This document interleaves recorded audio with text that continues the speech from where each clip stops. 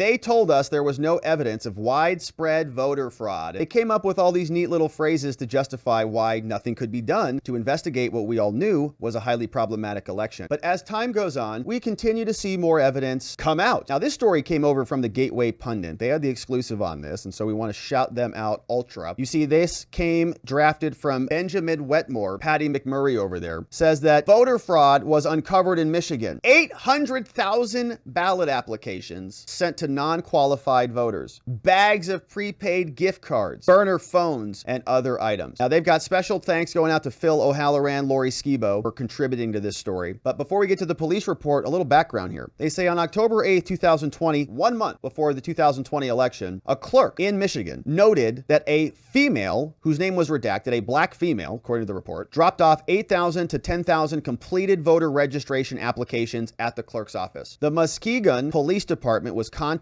asked to investigate. Number of people got involved. And that's where we're going to pick this up. But first, here is just the margin. It wasn't a big margin in Michigan. 154,000 votes. And if we have a batch of 10,000 votes, you'd only need about 15 of those batches, or 15 people delivering those batches. And that's just in Michigan. You see, in other states, the margins were a lot smaller. Arizona was 10,457 votes. Georgia, 11,779 votes. Wisconsin, 20,000 votes. And so if you have this type of attack on the electoral infrastructure, one way to get away with it would be to distribute it so that you could not aggregate the various attacks. Because in all of the litigation cases that we've covered, one of the critical junctures, one of the critical elements that we saw was not often or ever met was that the evidence had to be enough to overcome and change the outcome of the election. And here in Arizona, they said, well, you know, this was maybe a problem, that was a problem, but so what? Did it change anything? And the reason why we couldn't maybe not gather all of those various different cases is because they were so distributed. You need multiple actors in multiple locations doing multiple different things, almost like little terror cells, little voter fraud terror cells that are incubating all over the place. If you catch one, okay, you might prosecute them or stop that one, but it's not enough to meet that threshold. And so we see that there are massive numbers being discussed in this police report, which was created over in Michigan. This comes from the Department of State Police. Gretchen Whitmer was the governor when they were drafting this. And this letter came out February 24th, 2023, sent over to this guy, Keith Hinkle. He filed a public FOIA request with Michigan, and they sent it over to him. So ultra shout outs to Keith Hinkle in Michigan. Now they tell us what they have disclosed over, and the police report starts here. And they got this in October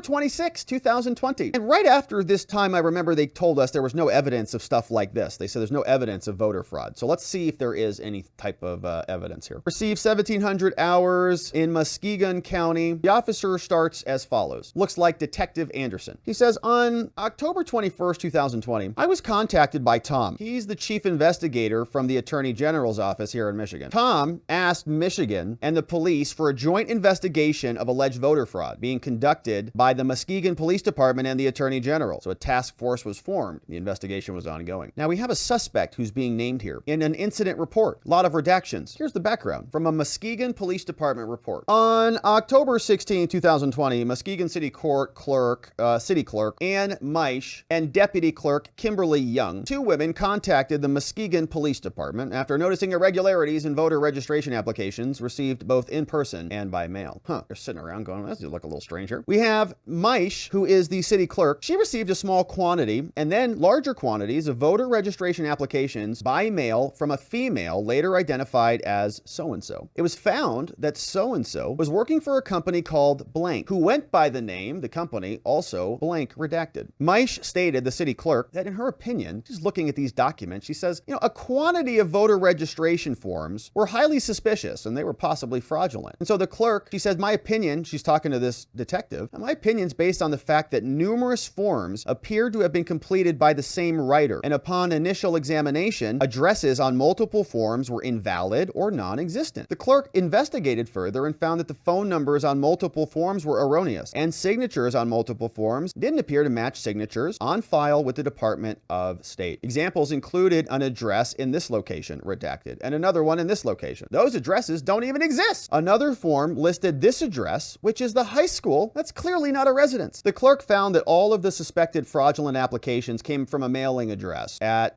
blank. I wonder what that small redaction is. From a mailing address blank at two locations, redacted and redacted. The clerk stated that some of the initial forms were dropped off on October 8th by a a blank, who identified herself as a so-and-so and stated that she was employed by this company. She stated the company was working to register voters and to help registered voters obtain absentee ballots. So-and-so provided her cell phone number at this address. The clerk said she later found so-and-so on Facebook and stated that the picture on the Facebook profile matched the person who dropped off the applications. The woman, I guess. Maish told officers, the clerk, that blank appeared to be reluctant to talk about the specifics regarding the company and said, I got to talk to my supervisor before I talk about any questions. The clerk said that blank had delivered between 8,000 to 10,000 voter registration forms at the clerk's office. The clerk turned over 42 suspected fraudulent applications for examination. On October 20th, 2020, the deadline for in-person voter registration, so-and-so returned to the clerk's office to deliver additional forms in person. The clerk estimated that she brought an additional 2,500 forms. So the clerk contacted the police department, and Detective Logan Anderson and Captain Bridge, they conducted an interview of her. Non-custodial, they showed up, and guess what? She initially provided a fictitious date of birth. Wow. I thought she's just helping people register to vote. It was discovered that so-and-so redacted is redacted, big redaction here, and redacted. Picking up, told detectives she worked for redacted. She said she was hired in Michigan in August 2020, and she was paid pretty good money there, $11.50 per week to just make up forms, I guess. $11.50 per week to find unregistered voters and provide them with a form so they can get registered to vote or obtain their absentee ballot. She stated that she has worked in different areas of Michigan, and she's provided a rental car, and they put her up in hotels. She initially told investigators that, quote, canvassers are paid for each form that is completed, but later stated they were paid hourly no matter how many forms they turn in. So we don't know what it is. She stated that canvassers are paid through a reloadable pay card, and she stated that she's done work in Muskegon, Detroit, Ypsilanti, Southfield, Flint, and Lansing, going all over the place, throwing up in hotels. She was asked how voter registration forms were screened for accuracy and processed. She said, well, I vet the forms for accuracy, and non-usable forms were placed in stacks at this other location, here and here. She stated the forms were then uploaded into the system, and something redacted was nervous throughout the interview, but maintained that the initiative being conducted by this was legitimate. Detectives confirmed that blank was driving an enterprise rental vehicle, and the so-and-so and so-and-so. Blank left Muskegon after the interview. So another detective from Muskegon PD used the above information to draft a search warrant for GPS location for the phone number of that. The search warrant was signed, and the location information was available. So then they moved to locate this info. On October 23rd, 2020, elections right around the corner, Detective Luker gave me several addresses derived from the location of the person's phone. The phone was located at this address with an accuracy of 8 meters. I contacted another detective, and he requested he send personnel to check the address. Other officers went there. They went to a plaza located at the venue. When they got to the public area, detectives found that blank had a placard affixed for something, and Chang stated they saw an unknown male and female working inside. They took photos. The troopers also ran the plate of the black Nissan in the parking lot. The registration belonged to so-and-so. The troopers also stated that a medical supply and financial consulting business had suites in the building. The below list of the vehicles that were in the parking lot, and they give us this. There was a Dodge Ram there. There was a Nissan Sentra there, SRX, Dodge, Ford Escape, a lot of cars. They log them all. This is being investigated by the detective. Another Ford Escape, a Chevy Equinox. More surveillance is being conducted. October 26, officer requests that the troopers recheck this. Detective Purview checked the parking lot but did not find the Volkswagen rental or the black Nissan. Something redacted and something happened. Found 2 minivans redacted, and the following vehicles were there at this time. A lot of other people. Wow, I wonder if any of these other people were out there creating voter registration forms. I also requested that Purview check the address of this. This is the other address that was used on the return mailing labels. Purview found that this is the address for this, redacted. They do some more research here to fill this out. He says, to find out more about this, I conducted several open source Google searches. I found postings offered by this company on both Job Searcher and Job Addict. The posting on Job Addict by the company offered an administrative assistant position in Muskegon Heights, Michigan. The posting stated $15 an hour, data entry on a voter registration project. The description stated the person would check on the accuracy of voter registration cards while entering them into the system and would call registrants to get incomplete cards, scan them, and help them. I also found multiple expired postings for the same type of stuff. Regional field manager, supervisor and driver, voter registration specialist. Ooh, that's fancy. I like that one. You want to be a voter registration specialist? Oh, I'd love that. What do? I just fill out a bunch of forms all day with fake signatures? I can do that. How much? Wow. There were also postings for regional field managers and others. So they get more details. Another analyst used Tennessee licensing information to determine that so-and-so was administratively dissolved.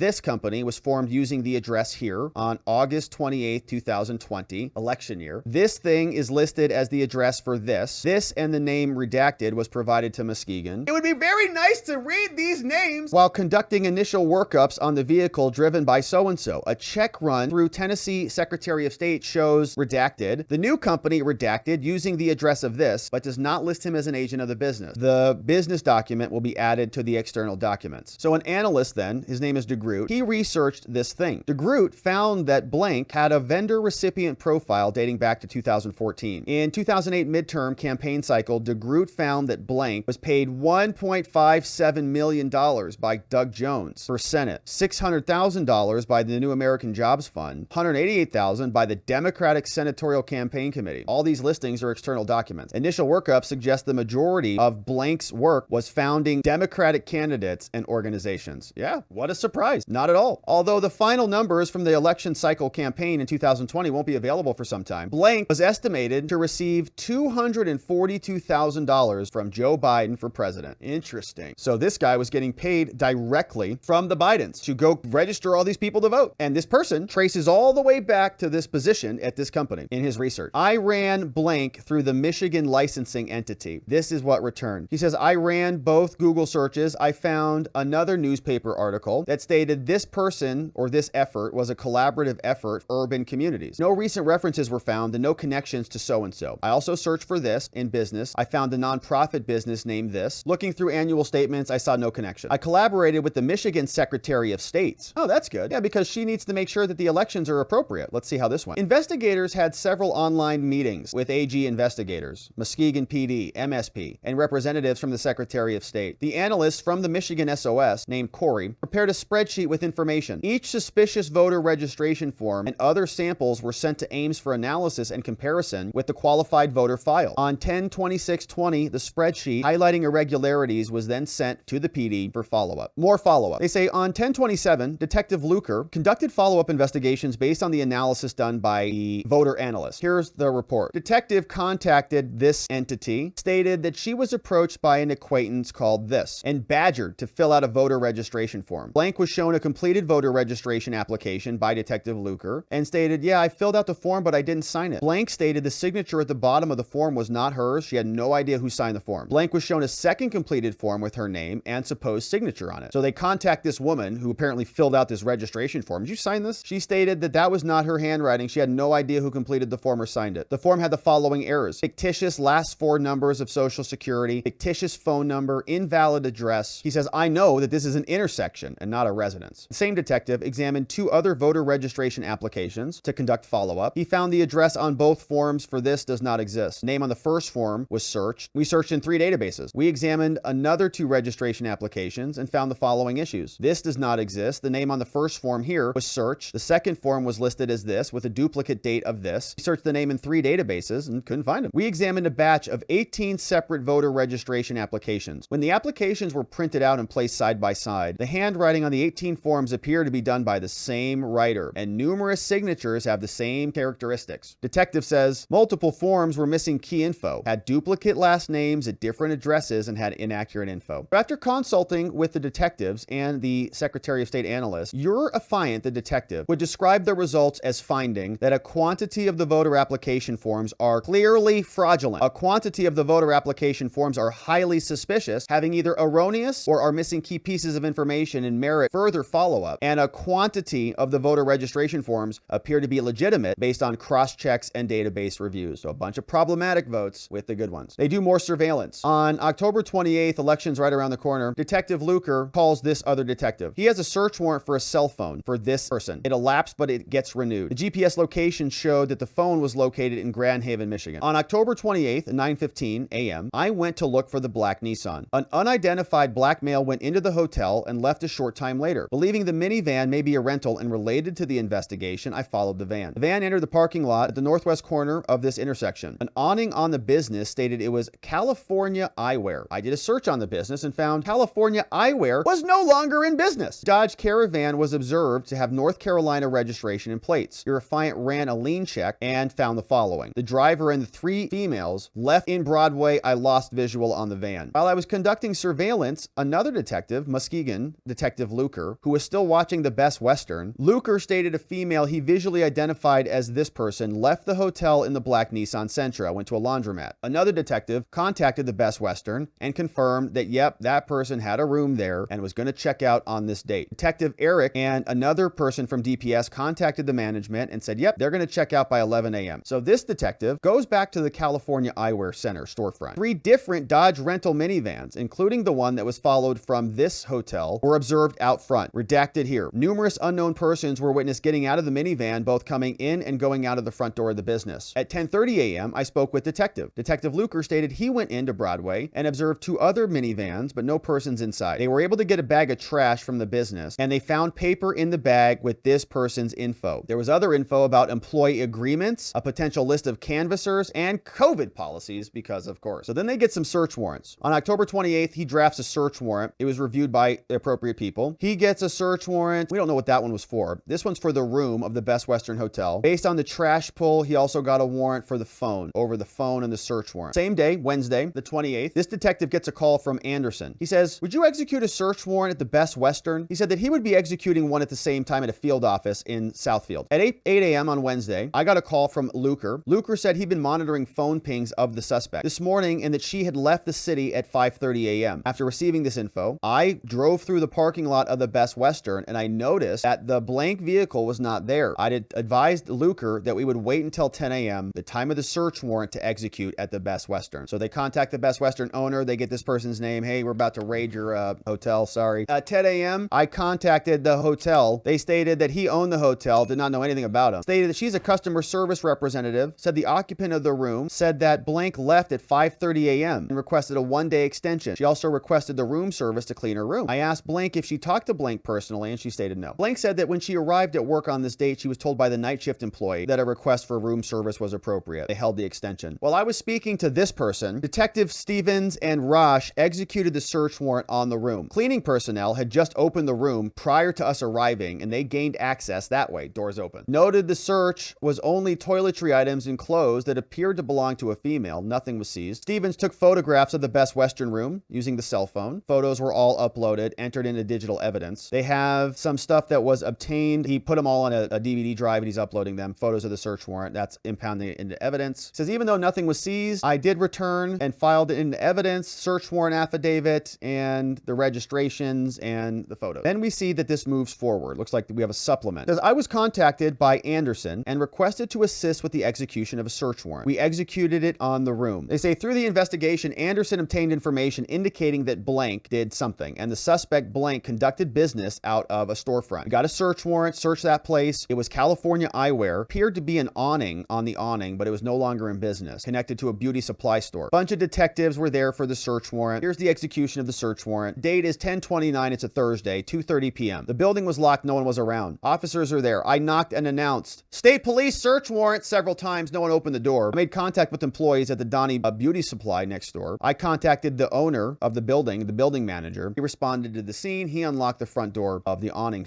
the California Eyewear. We entered the building, saw no one was there. We searched the business for evidence listed on the search warrant. While executing the search, several employees arrived to start their shifts at 3:30 p.m. Detective Luker and I spoke with the employees that stopped. However, most drove through the parking lot and left upon seeing a police presence. We're gone. Bye. See ya. Oh, cops are here, man. Get out of here. Detective Luker's interviews will be documented in a separate report. Upon completion of the search, the seized evidence was secured in my detective vehicle. I left a copy of the search warrant and a return tabulation with my business card. Here's what we've got. The following list and evidence was seized. The item number is listed as follows. It should be noted that some of the evidence was combined when packaged. Here's what we've got. 4 vehicle manifest packets, another one, HP laptop, financial records, net spend cards. We've got an Apple iPad they seized, black case, voter application packets in a cardboard box. Cardboard box containing GBI strategies and vehicle manifest, and manifest packets, field canvasser manual, a plastic tote containing COVID statements, a black plastic tote containing employee packets, new hire documents, and so on. A lot of this stuff was photographed. At one point, I interviewed this person in my detective vehicle in the parking lot of California Eyewear. Blank advised, she says, I'm a temporary worker of this. I work as a canvasser. I was just here for my 3:30 p.m. shift. I had no idea the cops were going to be here. She worked for the company for approximately 3 weeks. I said, what are your duties entail? I go door to door in Muskegon area. I ask residents residents to take a survey regarding the election. She explained the survey consisted of questions asking the individuals if they intended to vote, had they already voted, and if they supported Joe Biden for president. She said, I get $120 per 8-hour workday, which was loaded into a Skylight One Net spend card at the end of the work week. She produced her card. She received it when she was hired by the company. I asked Blank how the survey was conducted. She said, well, the team leaders provided the canvassers with tablets that contained preloaded questions. She stated that other employees were given tablets when they left the vehicle and they returned them. She stated each tablet was signed out. They signed them back in. She said, we do not have control of the tablets ourselves. I said, do you have other duties here? She stated her first assignment when being hired was to get residents registered to vote. She explained she and other employees set up stations outside of businesses asking citizens, are you registered? If they were not and they wished to register, they'd fill them out and turn them in at the end of the shift. Blank advised she never filled out or signed a registration application for anyone. All the forms she turned in were completed by the voter, which is probably why she didn't flee when the cops were there. She said she never witnessed other employees completed forms for anyone else either. I asked Blank if she was paid per voter application. She said no. She said she was paid $15 per hour no matter how many she completed. I asked Blank who her supervisor was, and she believed that so-and-so was in charge of this office. Blank appeared to be very uncomfortable talking with me and said she had to leave before people accused her of being a rat. Oh, man. Man, I can't talk to the cops. They're going to think I'm a rat. Further, she stated she had not witnessed any illegal activity from any employees, but grew suspicious as she believed she saw undercover officers watching the office the previous day. Well, she was right about that. Blank did not wish to talk any longer and says, just call me later. The interview was ended and I gave her my business card. We have another one. They talked to the building manager. He says, I'm the property manager. He said the tenants are leasing short term. They've only been here for 2 months. My understanding is they're an election polling company from out of state. I typically deal with this person. She was the office manager. The lease expired on 10/17. They didn't hear from anyone with the company. So-and-so began the process of moving their belongings out to prepare for a new renter. He stated someone from the company contacted his supervisor. They wanted to extend the lease to November 4th. Weird. What day is that?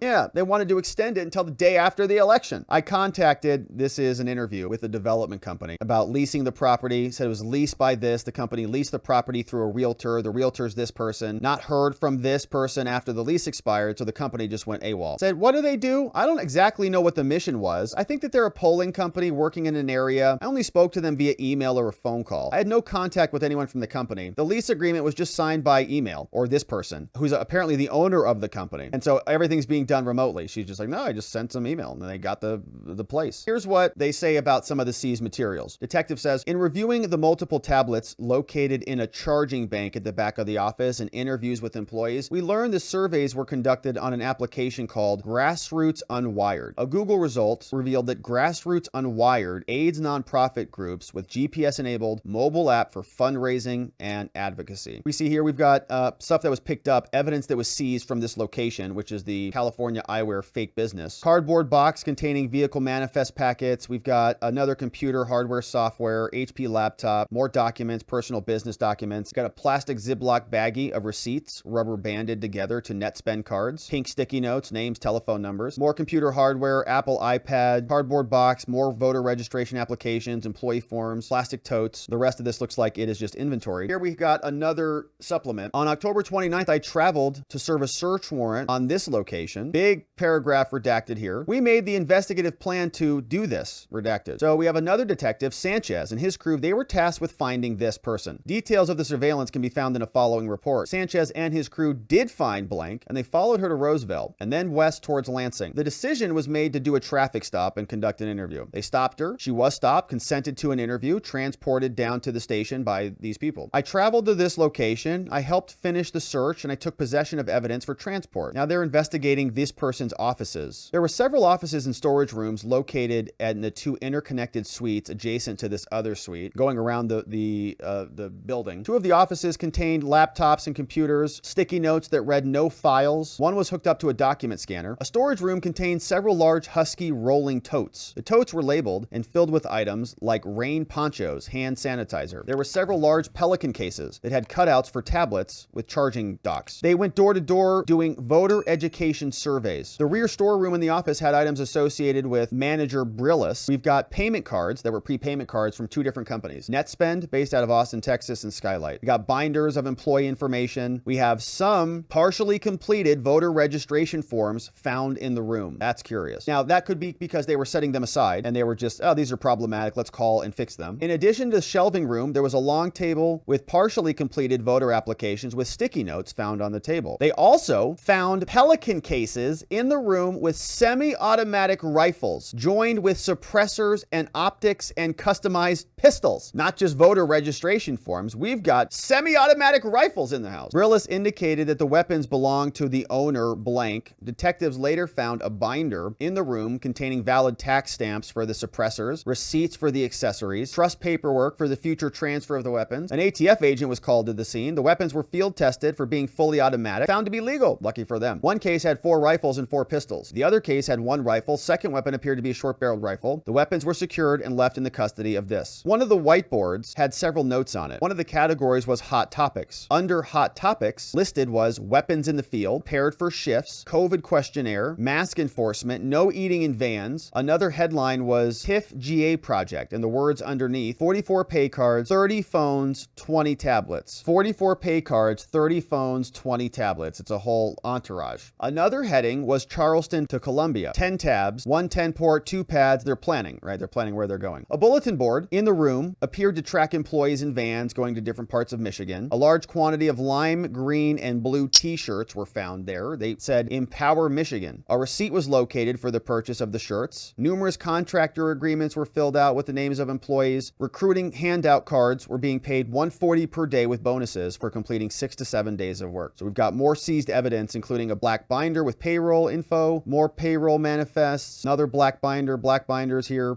more black binders all the way down here. Canvasser manual, envelopes, charger, Samsung tablet, all picked up. And that's part 1. I think let's pick it up here with part 2. You see more documents, all inventory, iPads, UPS shipping receipts. The rest of this looks like it's inventory. Let's see what else we've got. Now, they say that they executed an initial search warrant. So this guy also contacted Mike Anderson in a different city. This is in the city of Southfield in Oakland. Original intelligence suggested that the sole suite was suite so-and-so. Trooper Kiefer and I entered the suite unoccupied. It was aesthetically obvious the purpose of the room was to do voter work. So I think this is the person who helped execute the search warrant. It's just another angle on the same search warrant execution. While I looked around the room, I heard a door open from the hallway. While I looked around, a black female emerged. She asked if she could help me. I informed her the reason for my visit. She later identified herself verbally as manager so-and-so. 2 more individuals emerged from the suites across the hall as well. And so-and-so and so-and-so told me she and blank work for blank, and they rent the suites across the hall. I clarified if she was talking about the rooms there. She said yes. Okay, can you please stay here? We have a search warrant. So this must be at a different location. This is in Livonia. I made contact with the inhabitants of the space rented by blank to execute the search warrant. When inside, there were so-and-so, and this is redacted. The venue for the search warrant was here. It's redacted. We can't see it. Where did this happen? At this point, I knew the search warrant did not cover the suites across the hall where they had emerged from, but blank stated that blank did legally rent these places. I could see computers and paperwork. We did a sweep of the suites to make sure that there was nothing problematic there. I stood in the training room when I was making phone calls. I had my recorder active. I spoke with so-and-so via video chat. He identified himself as blank. I observed a middle-aged black male with a medium build on blank iPhone chat screen. I asked him what his blank was. He stated blank is an operations firm that helps out around campaigns. We're an operations team. We go out in the field, we knock on doors. We send people into the community, knock on doors to engage, educate, mobilize the community around different elections. I went on to ask, are you currently in Michigan? He said, no, I'm not. I'm in Iowa. Blank asked to see a copy of my search warrant. Somebody else came in. I told her that I would give her a copy when I get the name of her role in the company. As soon as I obtained her name, I provided her with a copy of the warrant. This occurred after the first conversation with this person ended. I also heard this person telling that person she needed to make sure she declared the personal items he left behind before leaving the state. That includes multiple firearms. While waiting for an updated search warrant, more employees arrived on scene. All of them were cooperative with waiting. They interviewed other people. Those are all detailed. Some other people did not want to talk without consulting with a lawyer. Good call. Also, while waiting for the amended search warrant, blank approached me and stated the attorney for so-and-so wanted to speak with me. They got a lawyer on the phone. Brian calls. He says, hey, I'm with a law firm. They've wired him a bunch of money. Brian stated his firm is being retained. Those defense lawyers, man, they ruin everything. Brian stated, we'd be fully cooperative, give you whatever we we need. Brian asked me if we would be seizing hardware from the space. I said, I presumed we would, but did not know how much we would take. I got his cell phone number, called him after clearing the scene. We got an amended search warrant, and we've got some additional stuff that's gobbled up. Several electronic items were seized, looks like including a thumb drive, 256 gigabyte. Here's a bunch of other stuff. All right, we've got a bunch of entries, different supplements. Oh, look. So guess who swoops in here? The FBI. The case will remain open as the FBI has opened an investigation on the nationwide organization. Curious. Case will remain open. Did they do anything with it? Nothing was seized on that one. You see some more supplemental filings. This looks like it's the hotel fee. Best Western, yeah. This one, 85 bucks a night. 85 bucks a night on that one. Here's the search warrant, searching the Best Western room, and you see the rest of the supplements here. So 8 to 10,000 voter registrations just from that one woman. And there was a whole team of people doing this stuff. Here is the inventory form, evidence tabulation form, more search warrants, of course, all signed off on by the judge and then executed. So that is it on the police reports, my friends. Now, you notice that it's very, very convenient. It all just gets gobbled up by the FBI. But that was just one person that we heard of. 10,000 registration forms may be problematic. How many of those went through? How many of those were double checked or audited? No idea, right? They're not going to tell us about it. The FBI, we'll take it from here. Nothing happens. But if those operations are happening in various states like Michigan, not a big margin there. Same thing happening in Arizona. Same thing happening in Georgia and Wisconsin. 10,000, 11,000, 20,000 votes. These people get who knows how much money from who knows where to create these little operations to go out there and seize the vote with fake registration forms. And when the local police investigate it, FBI swoops in, takes it out from them, and they lecture all of us about how there's no evidence of widespread voter fraud. There's no evidence. We just read through about 50 pages of police reports that show us there are massive national operations. Even the FBI is investigating national massive operations, but they still look at us and tell us that we're all crazy. We're not. And as more evidence continues to be revealed, hopefully more people wake up because we've got another election around the corner.